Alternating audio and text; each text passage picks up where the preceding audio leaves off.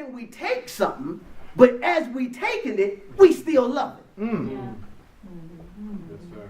Let me come. I want to take it a layer lower now, Sister Greer. You know what gets me is we can't even take stuff from people we like. Yeah. So how in the world are we going to take something from somebody we don't like? You can't even take being corrected by your pastor. Oh, help me to teach tonight. Well. But you're going to talk about, so, I got agape love. You can't even love me. And I'm praying for you. Hey, God. Wow. So the reality is, God says, I'm going to let you be proven in the house of God before I get you to be proven outside of the house of God. Pastor, what you trying to teach me? He's going to make sure you can love Sister Bartnight before you try to go love your coworker. Teach tonight, Jesus. He's going to make sure you can love the folk that's actually on your side before he makes you love those that's on the opposing side. Yeah. We can talk all the deep stuff we want to talk. Oh, Pastor, we're going to pray for the president. No, you ain't, because you ain't even learned how to love your brother yet. And you need to waste God's time on that prayer because he ain't hearing it no way. Until you can get to a point that you can be proven that I'm his disciple. My only prayer needs to be, God, forgive me. Teach tonight, Hinton. So God is not listening to the prayer of the sinner beyond the sinner saying, God, forgive me. That's what God hears from the sinner. All right? So if I'm not showing love, all of this praying I'm saying I'm doing is not going anywhere because God still hears me the same way he hears the sinner. Oh, help me. Heavy. When I can prove to God that I got enough love to be his disciple, that's when I can start praying for people because he can actually hear me now. So love, agape. Let's dig a little deeper. Agape love, again, is the God kind of love, the Christ type of love. That word means to have affection and benevolence. It means to show goodwill. Affection and benevolence. To show goodwill. Okay, now this is still agape. We're still on agape. We good. Agape, the God kind of love, the love God has through Christ, means affection, benevolence, to show goodwill. This is where we're supposed to be, in the agape. That's why I'm going to spend some time on that, because this is where we're supposed to be. Affection, benevolence, to show goodwill. Check this out, Bro Kanye. Agape means to be full of love. Now, when somebody is full of something, that means this person is consumed by that. All right? When one has gotten full of food, like Pastor Hinton is going to be this time next week, well, Thursday, all right? Full of food, which means the only thing I got left is to take a nap. That's it. That's it. Because I'm full. All right? Check this out. I don't have room to put anything else in because I'm full of food. God says the type of love I'm looking for is for you to be so full of his love that all I got to do is take a nap. That's what that means. That means I have satisfied my love. That's awesome. That whatever people think of me, all they can identify is love. The Bible says in Romans 13:8, he says, owe no man anything but to love one another. For he that loveth another, check this out, hath fulfilled the law. That's Bible. Romans 13:8, you can go fact check me if you think I'm missing it. 13:8 says, owe no man anything but to love one another. That's the word. For he that loveth another hath fulfilled the law. That means I now can't even have a stone thrown at me because my love has cut off judgment. When I get full of love, Sister Bartnight, even the people that want to talk about me, their tongue won't even work right. Because I fulfilled the law. I'm full of love.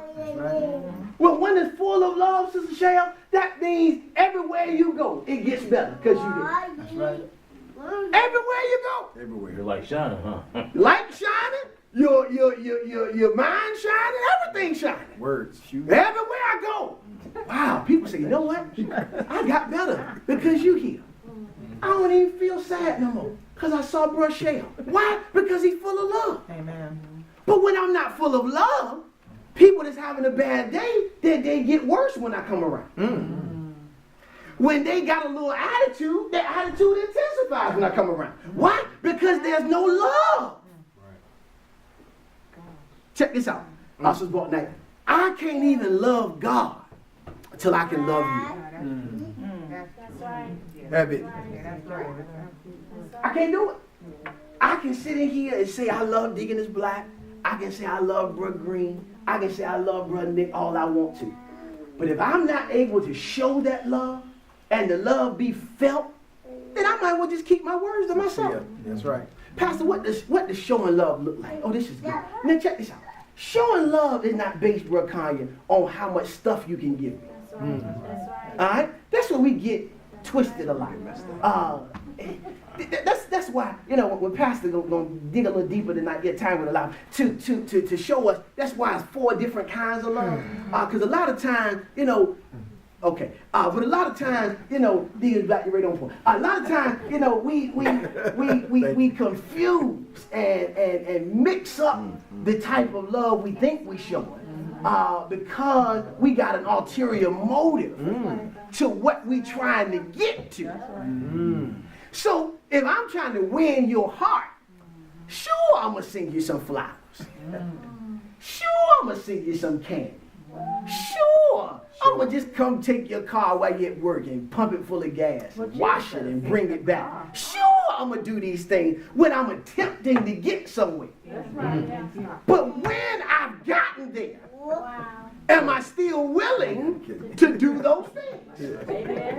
Am I still going to pick your car up and got it smelling like roses when you get it there after I done got you already?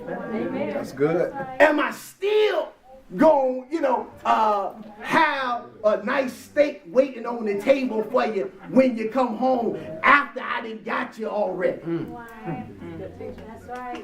Am I still gonna have rose petals leading to the bedroom? My God, from Zion. After I already got you. We'll pause right there. Let the Lord bless you. She'll take you to another level. But the reality is, I've got to be willing. If I'm gonna be full of love, that means that my constant attitude toward those who are on my team, God help me today, ought to always be an expression of love. Because once I've mastered how to love my team, it gets easier to love my opponent. That's right. What a word. Why? Because, thank you for the snaps and the please, Sister Akasha. When I learn how to love my team, Rochelle, what happens is my team helps me love my opponent. I see some games sometimes, Minister Black, and this is real truth. I see it play out even on professional levels, where a team that's really, they know they've outmatched their opponent. Even though they understand they're paid to win games. They understand that they're paid to do what they do. Even a team that knows they've outmatched their opponent will eventually let off the gas. Let me help us understand. I'm going to come catch this ball now. So a team up by 4 or 5 touchdowns with 5 minutes left in the game, you find instead of them still throwing the ball and trying to score a touchdown, they'll just run. And then they ain't even running real plays. They running right into the line. Come on, hit me, man. Come on, hit me, man. Tackle me, please. We got enough points. Because what has happened is they're learning, even subliminally, how to love their opponent. Because if I ain't have a heart for my opponent, I'm going to run the score up on you. That's right. And I don't care. And I'm going to taunt you after it's over. But because I've learned how to love, when I get to a place that I know you can be able to touch me. Let me show you that I still love you. Susan Barton, you had a question. So your team, and your support system and learning to love them, is that always necessary, like family? Because that's fine. So let me go back, and this is why being here at 7 o'clock is always wonderful. That's why you gotta love your pastor. All right. So one of the things that Pastor Hinton said, and this is biblically true, that God will never anoint the divider to be in your house. You do not have, God has not anointed your husband to be your divider.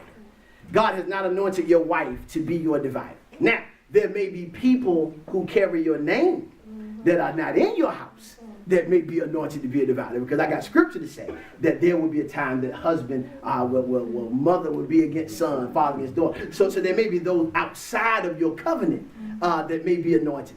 So the reality is, I've got to learn. Now I'm talking outside of marriage, because marriage is covenant and we're one. All right, outside of marriage, I've got to learn that even though you carry my last name, doesn't mean you're on my team. That's right. All right, being on my team.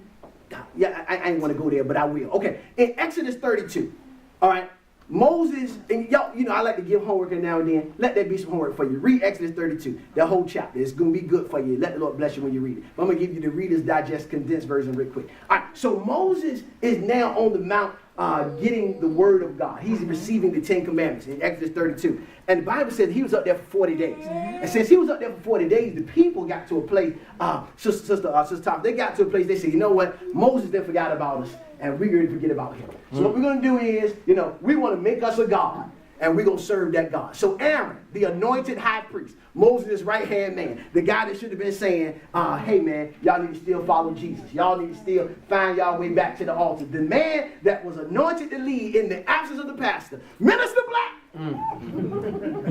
has said, I want everybody to bring me your gold. Bring me anything that shines. Bring me all of it. If you got gold teeth, bring those too. And we're going to make us an image here. And this is going to be our God. So Moses is up in the mountain hearing from God. God tells Moses, your people that lost it down there. They're all over the place. They're worshiping a foreign God. Go down there and see about it. So Moses on his way down. He gets down. He sees that Aaron, the one that was anointed to be the leader for these 40 days in his state, he sees that Aaron has called the people to now serve this foreign God. Moses says to the church, he says, who is on the Lord's side? I need to know who is going to stand with me while we bring division for those that belong to God and those that belong to the enemy. Yeah. So he looked amongst the church and he said, who is on the Lord's side? He said, I am the anointed divider to come and draw a line between those on God's side and those on the side of the enemy. So Moses has to look at his brothers, his sisters, his cousins, his nephews, his nieces, in some cases, his uncles. He has to look among them and say, we're getting ready to kill you, even though you got my last name, because you're no longer on my side. So God says, tell me on the Lord's side. The children of Levi all raised their hand. They say, I am. Moses, we are. We got you. And he says, okay, if you're going to help me bring division here, it's going to cost you something. You got to go kill some people. You got to go and kill your cousins and your uncles and them. You got to go and shut off relationship. I'm teaching if you're catching it. You got to go and shut off relationship with the folk at the cookout that's still turning up. You got to be willing to shut off relationship with those whose lifestyle is dragging you down. You got to be willing to go and sever relationship with those who still think life is all about going to the club and getting high. Teaching. You got to be willing to shut off relationship with those that still want to sleep with 80,000 men or 80,000 women or them together. Jesus. You got to be willing to sever the relationship, even when they carry your name. Heavy. So, Pastor, what you telling me? Heavy. I can't have no family. Sure you can. But you better make sure your family's on the Lord's side. Because if they aren't, you got a requirement to sever some stuff. Now, this is where it gets heavy right here. All right, well, Pastor, how do I sever it when I still got to be around them? Very easy. I'm going to show you. Okay? Since you still may be a little timid in your stance with Christ, you know, when they come around and they say, well, we're going to bring a 6-pack of beer to Thanksgiving. All right, so your stance is, if you plan on eating Thanksgiving at my house, the 6-pack better stay with you. Because if it tries to dock in these doors, one or two things going to happen. Either the 6-pack going to leave, or you and the 6-pack. Yeah, that's it. But the reality is, the 6-pack ain't getting in here. I got to take a stand. Well, Pastor, you know, that's harsh. No, it's not. It's God. How you going to say, I'm the call of God? You know, I'm Brother Stoops now. Oh. I ain't Stevie no more. Brother Stoops. So now that I'm Brother Stoops, Good brother. I got to be willing to stand like a brother. What does that name mean? What does that brother mean? That means that there are other men that's taking the same stand I am right now. It's true. It's other men, Brother Baltnight is saying, if you coming in my house, 6-packs aren't welcome. 12 packs, whatever other packs they may have. It ain't welcome. Dime bags, nickel bags, they not welcome. Talk to her. Talk. Let me go back, Mr. Black. I gotta go here for a We need minute. it. Yeah, we do. Yes, Since Kiana wants to laugh tonight. So Kiana, right, was moving from Oh, this is Virginia good, sir. down here. All right? And Kiana was just out, you know, in another place. And, you know, God was bringing deliverance and grace the whole time. But what she had to understand, Evangelist Graham, is that deliverance was mandated in North Carolina. So Pastor Hinton, Pastor Hinton and his wife are out with other leaders on a retreat, learning, growing, being built up in the things of God. Sister Baltnight, Minister Black, some other ones had come to help Kiana to move into the house. Boxes are in the house, everything's in the house. I called, you know, about 9 o'clock. I said, you know, everybody still there? What's going on? I didn't know a report of what's going on in my home. I'm still the shepherd of the house, even when I'm out of town. Sister Baltnight said, yeah, Pastor, we getting everybody up out of here. I said, well, amen, Sister Baltnight, you got the anointing. Get them all out of there. All right, so Sister Kiana leaves too. Everybody go. So we come home. Oh, no. Bruh Green. And this box is scattered around, which I understand. You know, that's cool. She's just moving in. But my eyes went to the countertop. Yes, my Lord. Jesus. And there was a box in my house, Bruh Stoops, that said Bud Light.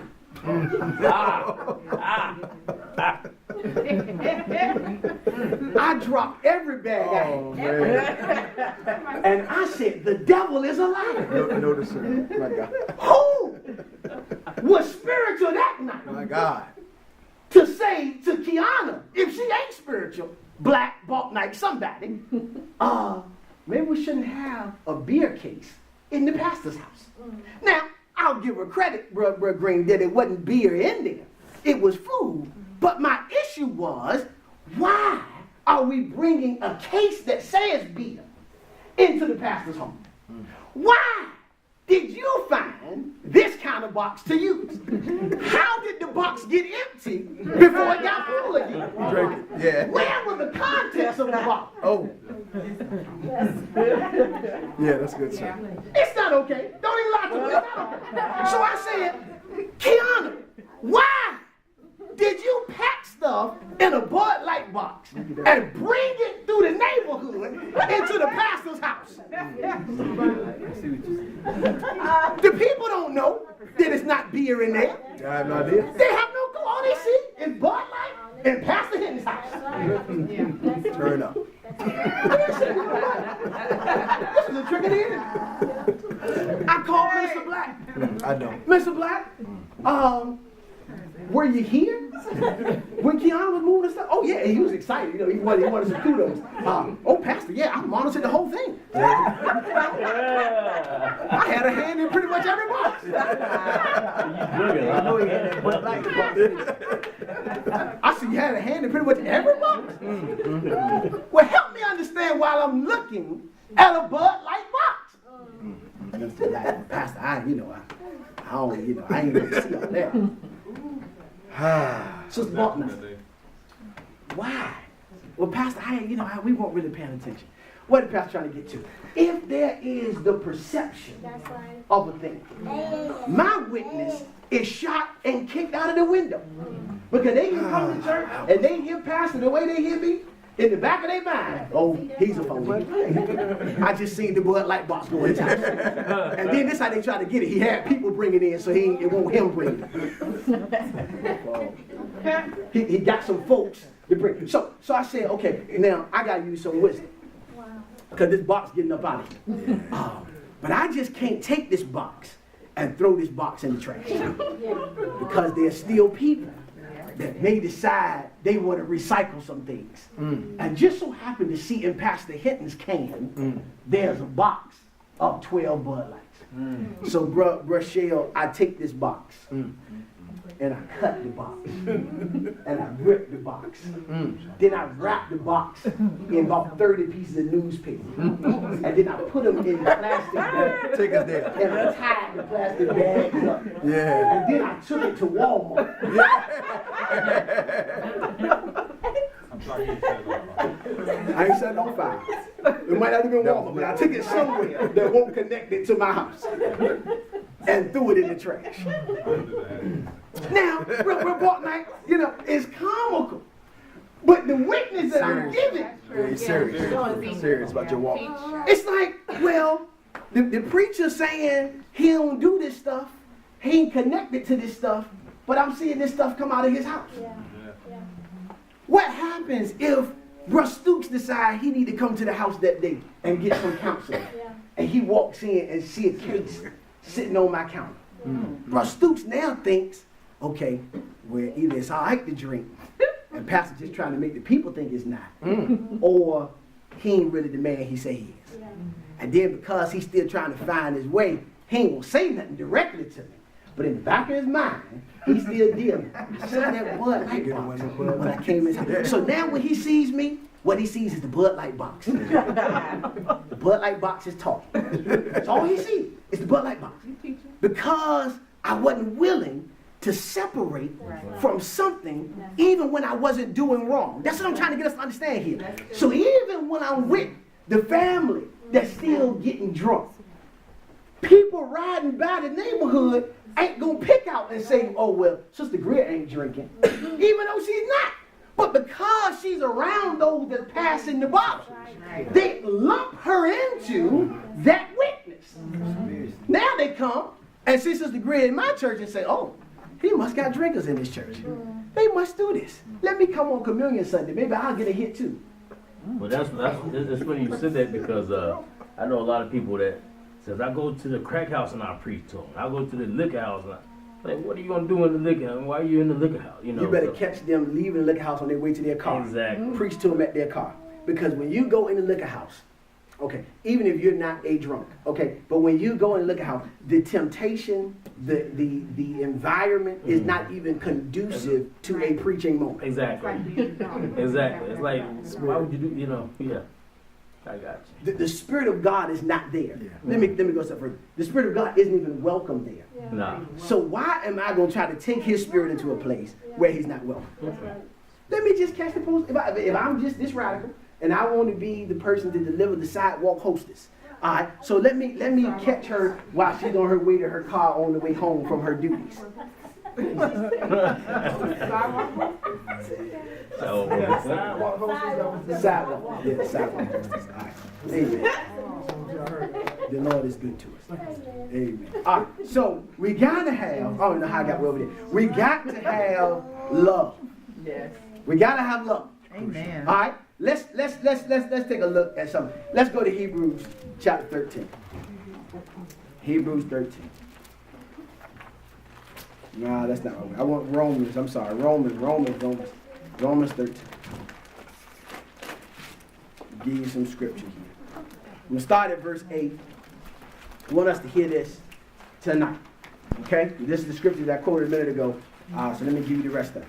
Romans 13, verse 8. We're teaching tonight on the tie that binds. That tie is love. That tie is love. Talking about the agape love right now. We've already established in John 13:35 that men will know we are God's disciples by the love that we show one to another. When we can learn how to love our team, it becomes easier for us to love our opponents. That's the points we've made so far. Now, Romans 13:8 says this: owe no man anything but to love one another. Just in case you thought Pastor missed it earlier. For he that loveth another hath fulfilled the law. Well, what is the law? For this, thou shalt not commit adultery. Thou shalt not kill. Thou shalt not steal. Thou shalt not bear false witness. Thou shalt not covet. And if there be any other commandment, it is briefly comprehended in this saying, namely, thou shalt love thy neighbor as thyself. So let me pause for a minute, Bro Kanye. I identify through the word of God that when I've learned how to love the God way, I have now transcended sin. When I learn how to love the God way, sin is beneath me. When I learn how to love the way God has called me to love, every sin is under me. I don't have to worry about falling into adultery, fornication, covetousness, lying, or any other sin. It's under me when I learn how to love.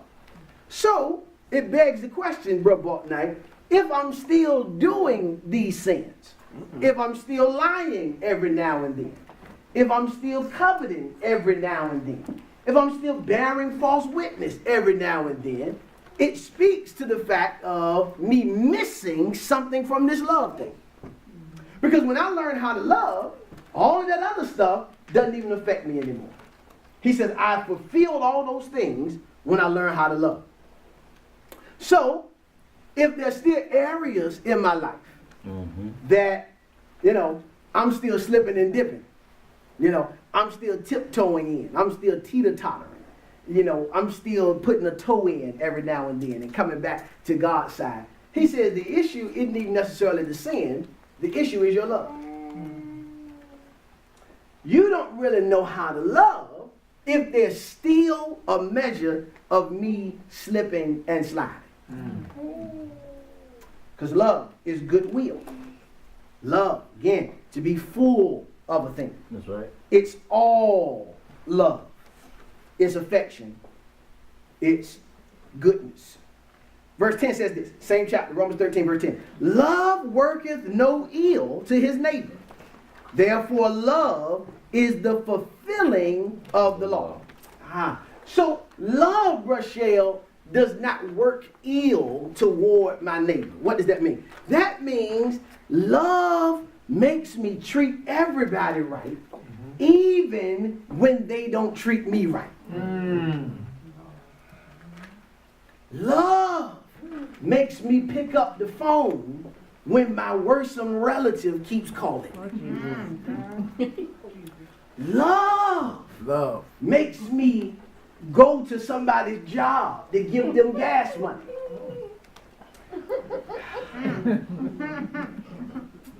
Because even when there's no benefit for me, love says, I'll do it. Love says, I'm willing to be inconvenienced for the betterment of another person. That's a word. That's a word. Love tells me I'll get out of my bed and come see about you at 1 in the morning because I love you. Now, love from your